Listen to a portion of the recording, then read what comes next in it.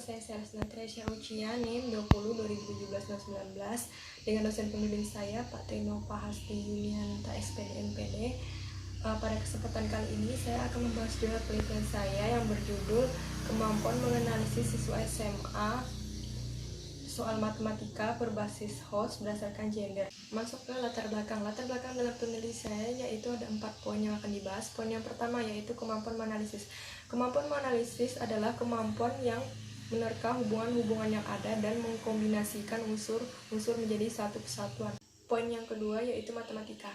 Pembelajaran matematika sangatlah penting perannya pada sekolah, yaitu untuk mengasah keterampilan berpikir siswa. Poin yang ketiga yaitu siswa SMA. Kemampuan menganalisis sangat penting dimiliki oleh siswa SMA. Siswa SMA diharuskan memiliki kemampuan menganalisis yang baik. Untuk poin yang keempat, faktor lain yang mempengaruhi kemampuan analisis adanya perbedaan yaitu gender. Tujuan penelitian saya yaitu mengetahui sejauh mana kemampuan siswa SMA dalam menganalisis soal matematika berbasis host. Dan untuk metode penelitian yang saya gunakan dalam jurnal penelitian saya yaitu jenis penelitiannya kualitatif deskriptif. Subjek penelitian saya yaitu siswa kelas 11 MIA SMA Negeri 1 Marau. Teknik pengumpulan data dan penelitian saya yaitu ada 3 tes, wawancara, dan dokumentasi. Instrumen penelitian saya yaitu ada 2, tes dan pedoman wawancara. Untuk analisis data saya menggunakan 3 yaitu reduksi data, penyajian data, dan penarikan kesimpulan. Dan yang terakhir yaitu validasi data. Validasi data yang saya gunakan yaitu triangulasi sumber. Masuk ke hasil dan pembahasan. Yang akan saya bahas yang pertama yaitu 1. Kemampuan menganalisis pada subjek laki-laki. Terdapat 3 gambar pada slide PPT. Gambar yang pertama itu scan pekerjaan SL1, gambar yang kedua scan pekerjaan SL2, dan gambar 3 scan pekerjaan SL3. Nah, berdasarkan hasil SL1 dan SL2 di atas, bahwa nampak siswa sudah memenuhi indikator kemampuan dalam menganalisis. Nah, bisa kita uraikan sebagai berikut, bisa dibaca sendiri pada slide PPT. Kemudian, sedangkan pada hasil pekerjaan SL3 di atas bahwa siswa belum memenuhi indikator kemampuan dalam menganalisis. Nah, hal tersebut diuraikan sebagai berikut, bisa dibaca pada slide PPT juga. Kemudian untuk yang kedua, kemampuan menganalisis pada subjek perempuan. Nah, pada slide PPT juga tersedia 3 gambar. Gambar 4 itu scan pekerjaan SP2, gambar kelima scan pekerjaan SP1, dan gambar 6 scan pekerjaan SP3. Nah, berdasarkan hasil pekerjaan SP2 itu di atas nampak bahwa siswa sudah memenuhi indikator-indikator kemampuan dalam menganalisis. Hal tersebut dapat kita uraikan sebagai berikut. Untuk penjelasannya bisa dibaca sendiri pada slide PPT.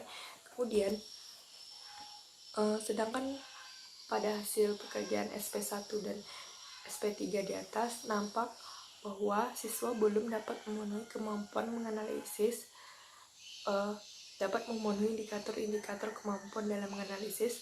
Hal tersebut dapat diuraikan sebagai berikut. Bisa dibaca sendiri pada slide PPT. Berdasarkan lembar jawaban dan hasil wawancara, diperoleh gambaran bahwa kemampuan siswa laki-laki dan kemampuan menganalisis siswa perempuan berbeda. Jadi siswa laki-laki mampu mencapai aspek kemampuan menganalisis dibandingkan siswa perempuan.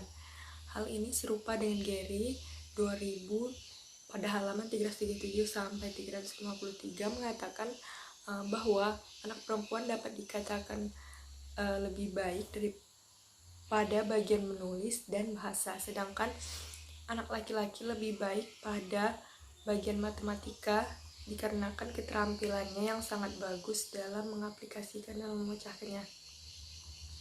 Kemudian yang ketiga yaitu perbedaan kemampuan menganalisis berdasarkan gender.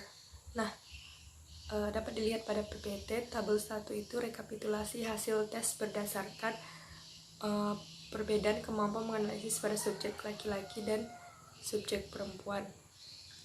Bisa dilihat sendiri pada tabel yang tersedia. Nah, kemudian masuk ke hasil wawancara.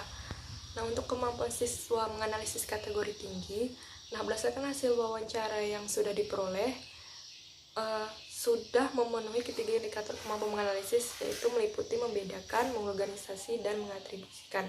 Untuk kemampuan siswa menganalisis kategori sedang, berdasarkan wawancara yang sudah diperoleh, siswa hanya memenuhi 2 indikator kemampuan menganalisis saja, yaitu meliputi mengorganisasikan dan mengatribusikan. Yang terakhir yaitu kemampuan siswa menganalisis kategori rendah. Nah, berdasarkan wawancara yang sudah diperoleh, siswa hanya memenuhi 1 indikator saja kemampuan menganalisis, yaitu membedakan. Masuk ke kesimpulan dan saran. Berdasarkan hasil temuan penelitian dan pembahasan mengenai kemampuan siswa SMA dalam menganalisis soal matematika berbasis soal berdasarkan gender, diperoleh kesimpulan sebagai berikut. Kemampuan menganalisis pada siswa laki-laki pada soal lingkaran telah menunjukkan kemampuan memenuhi aspek kemampuan menganalisis, dan siswa mampu mencapai indikator kemampuan menganalisis, yaitu sebagai berikut. Yang pertama, kurang mampu membedakan antara angka-angka yang relevan dan yang tidak relevan dalam kalimat matematika, tetapi siswa sudah mampu menguraikan permasalahan dengan menuliskan apa yang diketahui dan diselesaikan. Kemudian yang kedua, mampu mengidentifikasi unsur-unsur secara bersama-sama menjadi struktur yang saling terkait dan mampu mengidentifikasi permasalahan yang diketahui. Nah, yang terakhir yaitu mampu menyebutkan tentang sudut pandang, bisa dinilai dari maksud dari suatu masalah yang diajukan, dan mampu menyelesaikan masalah dan memberikan kesimpulan. Nah, kemudian untuk kemampuan menganalisis pada siswa perempuan pada soal lingkaran hanya memenuhi beberapa kemampuan aspek pada kemampuan menganalisis, dan siswa hanya mampu mencapai indikator kemampuan analisis sebagai berikut. Nah, mampu membedakan angka-angka yang relevan dan yang tidak relevan dalam kalimat matematika, dan mampu menguraikan permasalahan dengan menuliskan apa yang diketahui dan diselesaikan. Mampu mengidentifikasi unsur-unsur secara bersama-sama menjadi struktur yang saling terkait, tetapi tidak mampu menghubungkan pada teori yang sudah dipelajari. Mampu menyebutkan tentang sudut pandang, bisa dilihat dari maksud dari suatu masalah yang diajukan, tetapi kurang mampu dan tidak tepat dalam menyelesaikan masalah.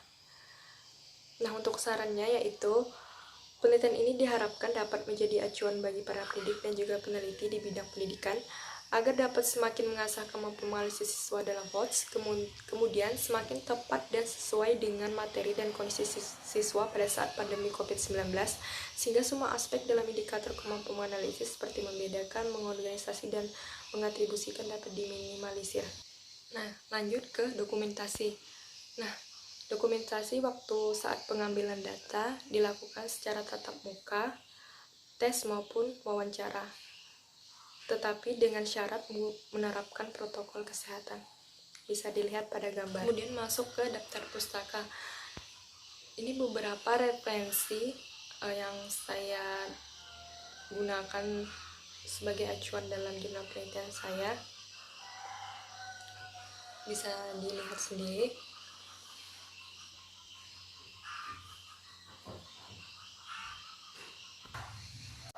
Mungkin sekian mengenai penjelasan pada jurnal saya pada kesempatan kali ini. Mohon maaf apa ada salah kata. Sekian dan terima kasih.